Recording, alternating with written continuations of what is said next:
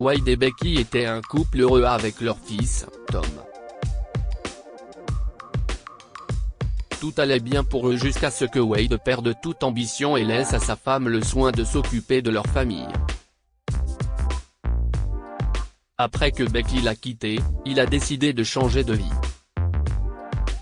« Tu vas regretter d'avoir divorcé de moi », a crié Wade après son procès avec son ex-femme, Becky. Alors qu'il prononçait ces mots déchirants, Becky a pensé à la particularité de l'amour et des relations.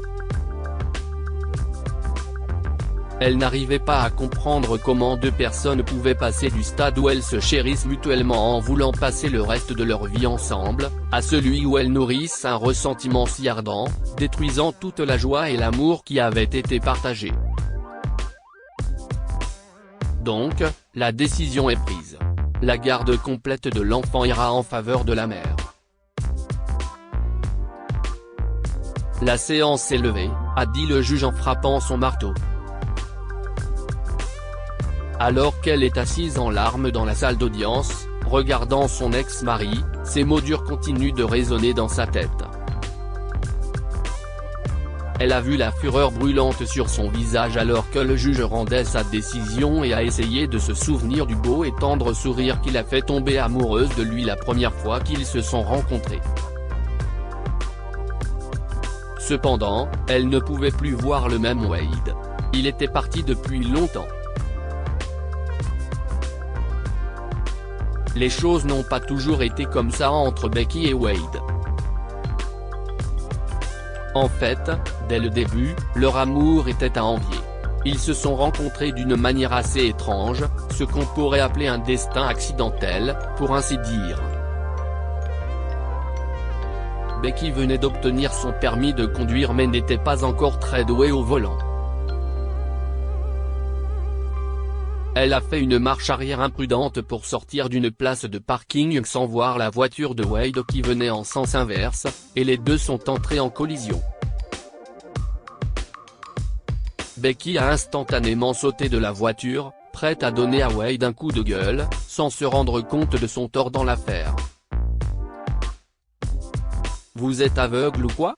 a crié Becky. Alors qu'elle se dirigeait vers la voiture de Wade, elle a été prise au dépourvu par le jeune Wade, debout, avec un sourire doux et aimable, les mains dans un geste d'excuse.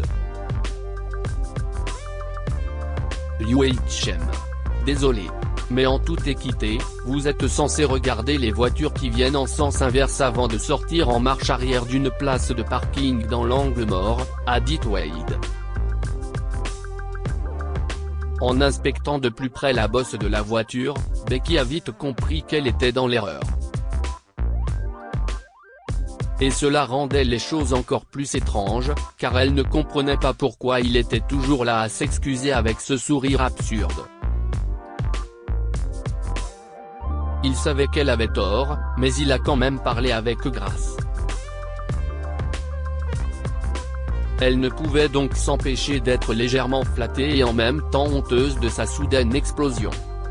« Et comment le saurez-vous » a dit Becky avec entêtement, ne voulant toujours pas admettre sa faute.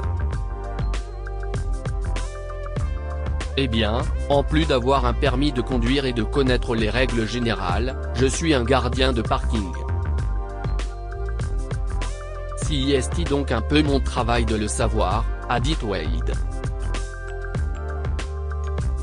Comment peut-on s'offrir une voiture en tant que gardien de parking ? Je veux dire, ce n'est pas un travail qui rapporte beaucoup, mais quand même. Sans vouloir vous offenser, a dit Becky. Si vous voulez savoir, j'ai économisé pour ça. Si est un travail, et il paie les factures. Mais ce n'est pas le but final, a expliqué Wade. Oh, eh bien. Je suis désolé que vous ne m'ayez pas vu faire marche arrière, a dit Becky, évitant honteusement le contact visuel. Wade a simplement gloussé. Pourquoi vous riez ? A demandé Becky. Si est juste que je ne suis pas sûr que c'était censé être une excuse, a rétorqué Wade. prenez-le comme vous voulez. La question est, comment allons-nous résoudre ça ? A demandé Becky. Eh bien, nous pourrions d'abord échanger nos numéros. Est-ce que ça vous convient ? A dit Wade, avec un sourire effronté, en la regardant avec adoration. Ouais, je suppose, a dit Becky en gloussant, s'efforçant de garder un visage impassible devant la cour prématurée de l'homme. À partir de ce jour, Wade et Becky ont parlé pendant des heures au téléphone. Ils n'ont jamais parlé de l'accident.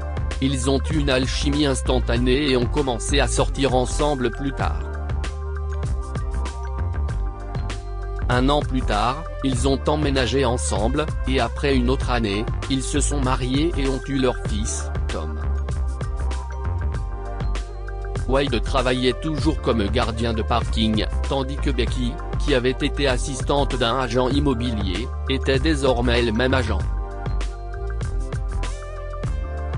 Après la naissance de leur fils, Becky a commencé à s'inquiéter de la stagnation de la carrière de Wade. Lorsqu'ils se sont rencontrés, Wade était ambitieux et savait où il allait. Il rêvait de créer une entreprise de taxi. La première voiture qu'il a économisée et achetée était un investissement dans un objectif final plus important.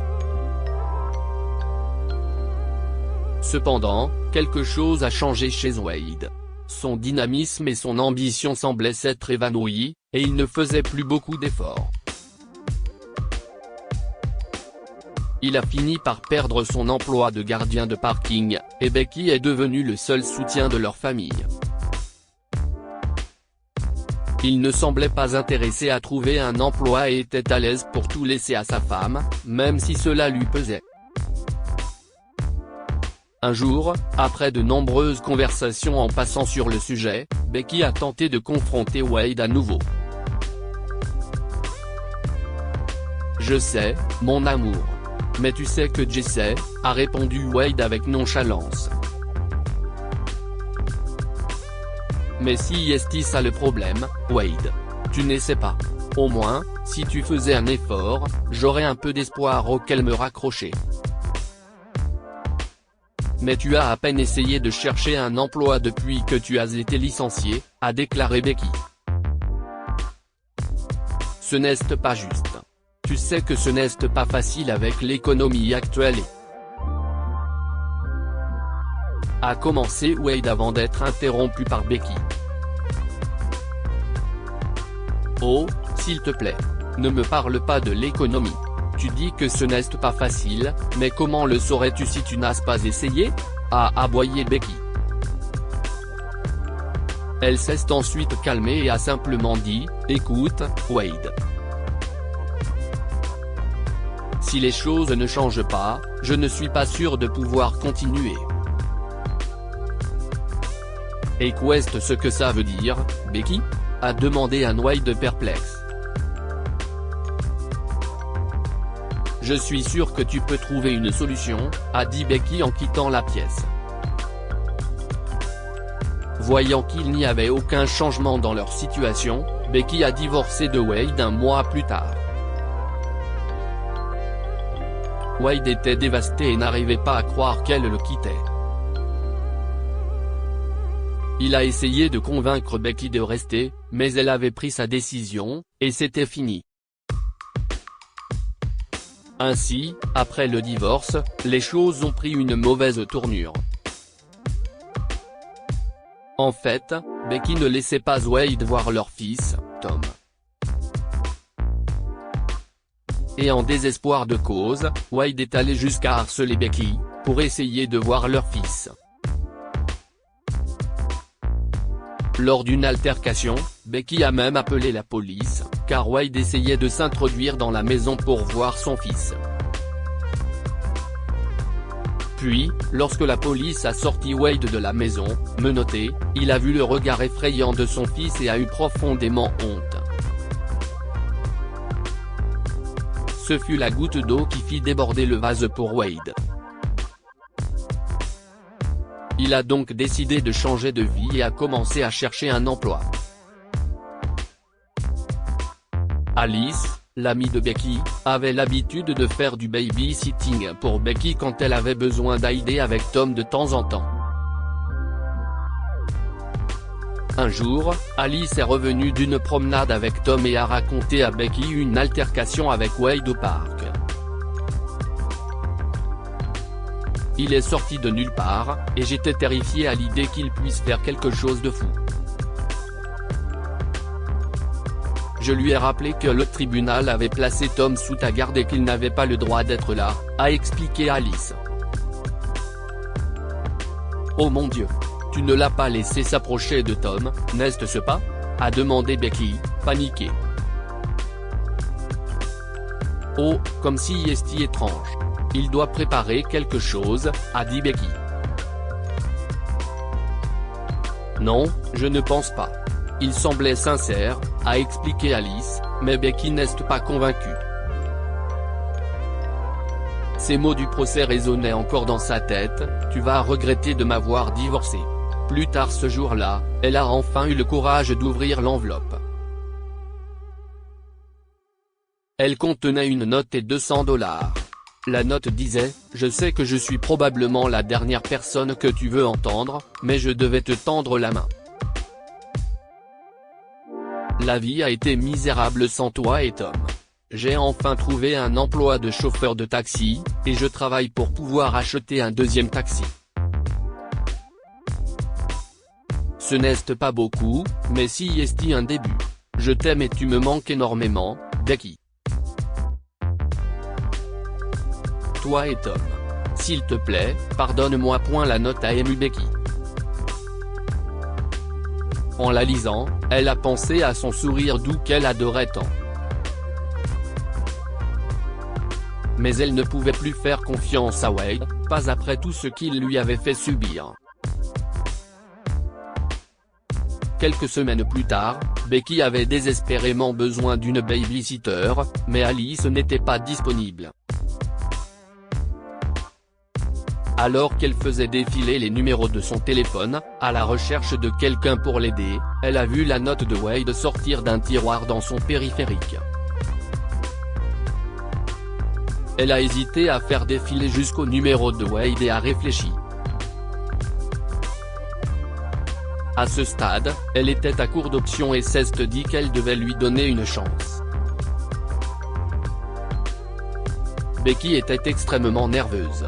C'était la première fois qu'elle appelait Wade depuis le divorce. Après un moment de profonde réflexion, elle a finalement composé son numéro. Salut, Wade, a dit Becky. Becky? L'UHM. Wow, si est une surprise. Salut, a répondu Wade. Oui, pour toi et moi. Écoute, j'ai besoin de quelqu'un pour surveiller Tom aujourd'hui, et Alice n'est pas disponible. Tu penses que tu pourrais le surveiller? A demandé Becky. Oui. Bien sûr, absolument, a dit Wade, excité. D'accord, merci, a dit Becky, sur le point de raccrocher. Attends, Becky. As-tu reçu mon message? A demandé Wade. Wade, s'il te plaît, ne rends pas ça plus compliqué que ça ne doit l'être. Sois juste ici à 18h, s'il te plaît, a dit Becky, essayant de retenir ses larmes. Ok. Si est juste. Je serai là, a conclu Wade. Becky a raccroché le téléphone et a instantanément éclaté en sanglots. Cela faisait si longtemps qu'elle n'avait pas entendu sa voix, et l'appel lui a fait réaliser à quel point il lui avait manqué. Mais elle s'était dit qu'elle ne reviendrait pas en arrière, et c'était exactement ce qu'elle avait l'intention de faire. Wade est apparu chez elle peu de temps après, mais il agissait de façon un peu étrange. Il semblait un peu lent et distrait. Elle a commencé à douter de sa décision en se rappelant ses paroles du procès, « Tu vas regretter de m'avoir divorcé. » Wade, je ne suis pas sûr que ce soit une bonne idée.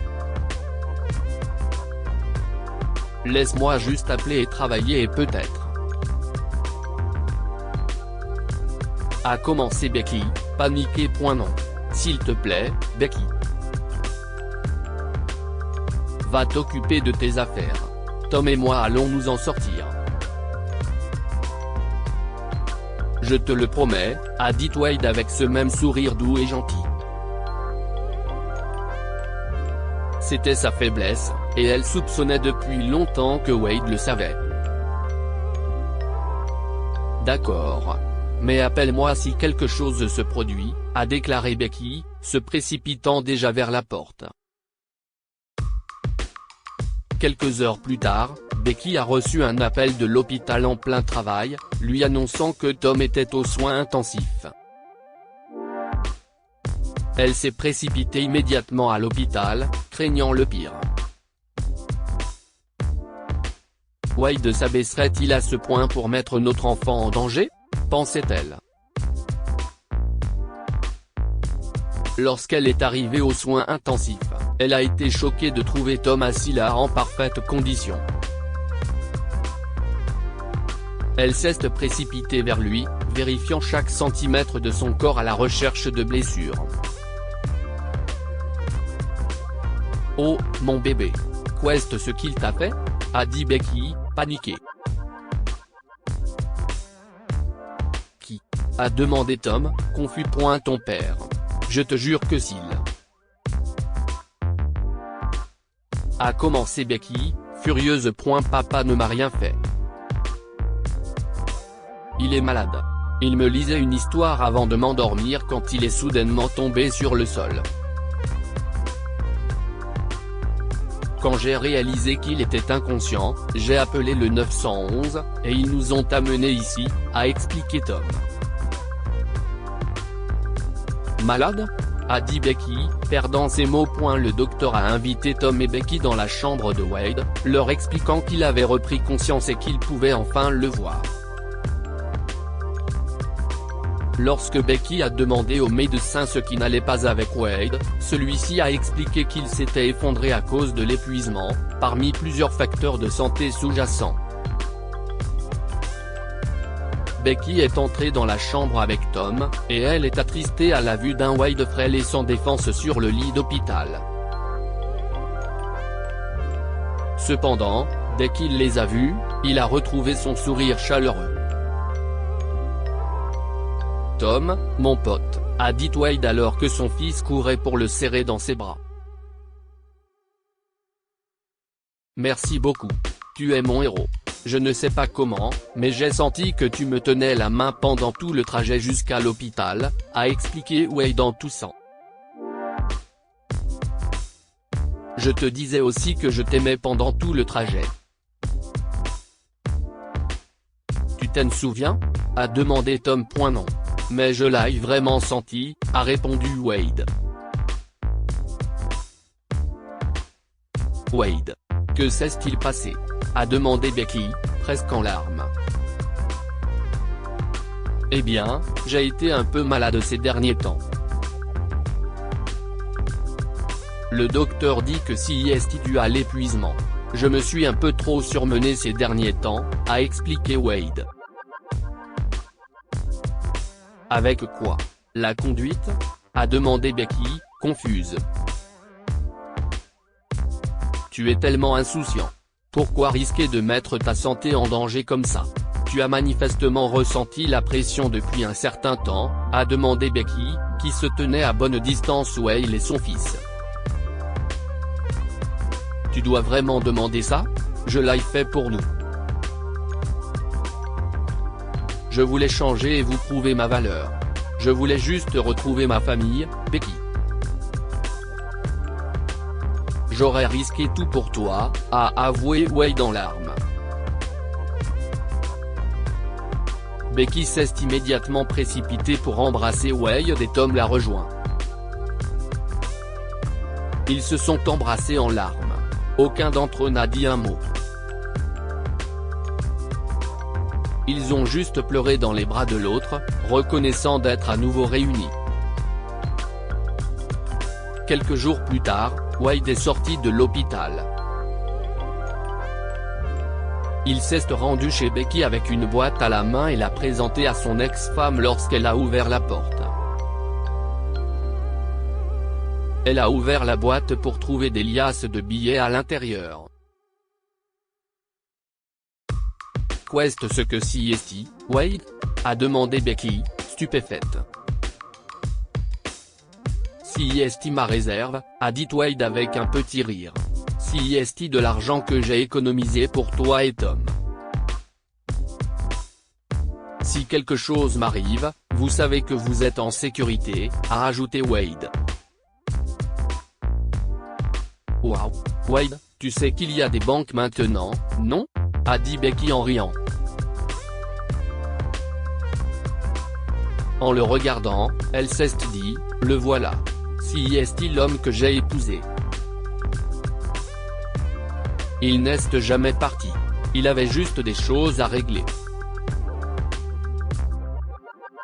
Il devait juste grandir. Le ressentiment n'était qu'une illusion. Tom a couru pour embrasser son père. Alors qu'il le tenait tendrement, il a supplié, « Papa, s'il te plaît ne meurs pas. Papa ne mourra pas, Tom.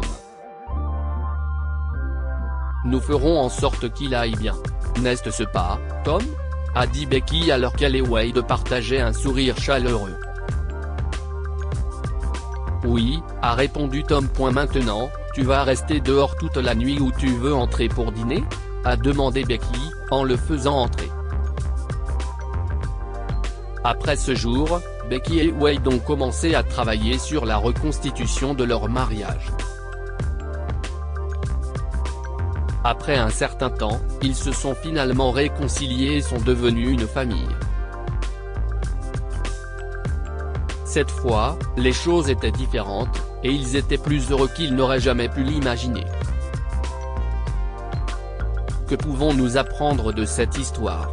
Parfois, nous devons prendre des mesures difficiles et inconfortables pour obtenir ce que nous voulons. Wade voulait désespérément retrouver sa famille, mais il a dû faire des changements difficiles mais nécessaires dans sa vie pour y parvenir. Les gens peuvent changer pour le mieux. Becky doutait que Wade puisse changer, ce qui l'a empêché de lui donner une chance. Cependant, avec la bonne motivation, elle a finalement appris que c'était possible. Partagez cette histoire avec vos amis. Elle pourrait égayer leur journée et les inspirer.